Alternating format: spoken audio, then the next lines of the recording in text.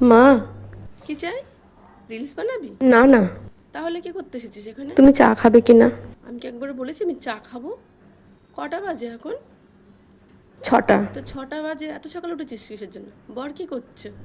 ঘুমোচ্ছে। ঘুমোচ্ছে? তো বরের পাশে গিয়ে ঘুমিয়ে পড়। যখন বর উঠবে তখন উঠবি। বাচ্চা মেয়ে সাত সকালে উঠে পড়েছে, যা এখান থেকে।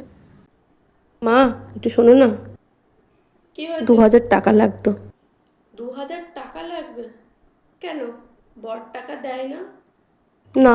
তো দেয় না তো কি হয়েছে? বরের পকেট মারতেও শিখিসনি? না। কিছুই তো দেখে শিখিসনি। তুই কি আমার বৌমা?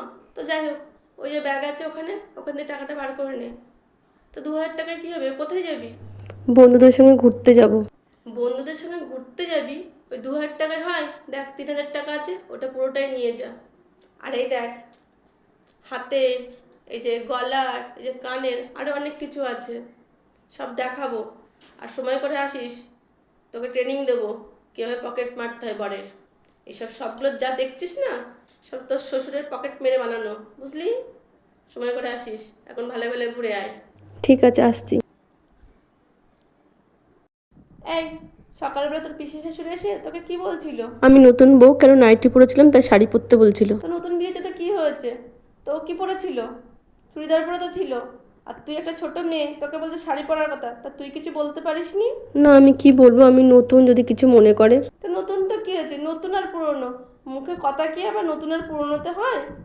শোন, যে যা বলবে মুখের ওপরে সোজাসুজি উত্তর দিয়ে দিবি, মুখে ঝামা ঘষে দিবি।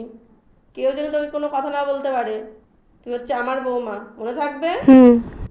মা, তোমার ছেলে বলছিল ফ্রাইড রাইস চিলি চিকেন খাবে, একটু বানাবো? কি? বর কি বলেছে? ফ্রাইড রাইস চিলি চিকেন খাবে। ফ্রাইড রাইস চিলি চিকেন খাবে? তো নিজেকে রান্না করে নিতে বল না। সত্যি করতে যাবে? কোথায় যাবে? বল গিয়ে, আজকে পারবো না, মা আর আমি ঘুরতে বেরোবো, আর সারা সপ্তাহ আমরা রান্নাঘর সামলাই, ঘরে থাকি।